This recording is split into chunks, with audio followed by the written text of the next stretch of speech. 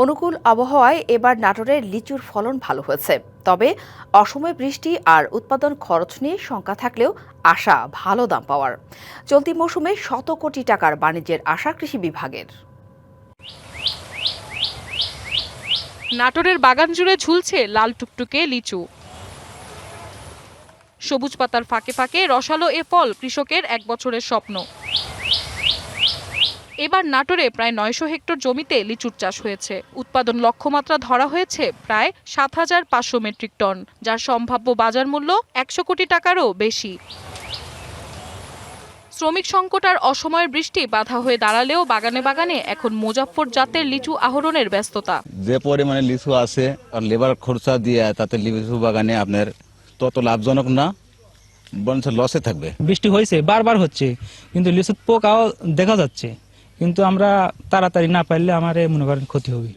এদিকে হাক ডাক আর দরদামে মুখর নাজিরপুরের লিচুর হাট। দেশের বিভিন্ন প্রান্ত থেকে লিচু কিনতে এই হাটে আসছেন ব্যবসায়ীরা। গত বছরের তুলনায় দাম কিছুটা কম হলেও ফলন ভালো হওয়ায় লাভের মুখ দেখছেন চাষিরা।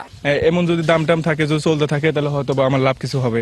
মানে ১ লাখ দিয়ে কিনছি, হয়তো বা ১,৭০,৫০ এরকম বিক্রি করতে পারবো। নগদ নিয়ে এলো হার না মানা হার অফার। সর্বনিম্ন ১০,০০০ টাকা রেমিটেন্স নগদে পাঠালে থাকছে স্বর্ণের হার জেতার সুযোগ।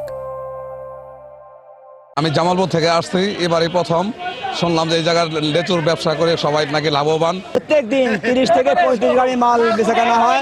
থানা প্রশাসনের নিরাপত্তার ব্যবস্থা আছে। মালের দাম হবে হয়তো ৬০ লাখ ৭০ লাখ। দেশ জুড়ে মুজাফফর জাতের লিচুর চাহিদা রয়েছে, তবে পরিবহন খরচ বৃদ্ধিতে কমেছে লাভ। আড়তদাররা জানান, জেলার আড়তগুলো থেকে প্রতিদিন প্রায় ৫০ ট্রাক লিচু যাচ্ছে দেশের বিভিন্ন প্রান্তে। লিচুর যারা কৃষক, লিচু যারা উৎপাদন করে, তারা খুব ভালো মূল্য পাচ্ছে এবং বাজারে প্রচুর পরিমাণ লিচু আমদানি। সাময়িক ছোটখাটো সমস্যা কাটিয়ে চাষিরা ভালো দাম পাবে বলে আশা কৃষি বিভাগের।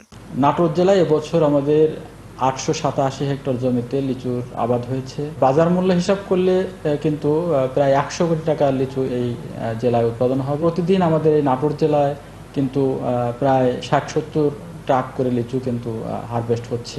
লিচু চাষের জন্য নাটোরের আবহাওয়া উপযোগী হওয়া সত্ত্বেও এর চাষ সম্প্রসারিত হচ্ছে না, তাই পরিকল্পিত উদ্যোগ নেওয়ার তাগিদ সবার।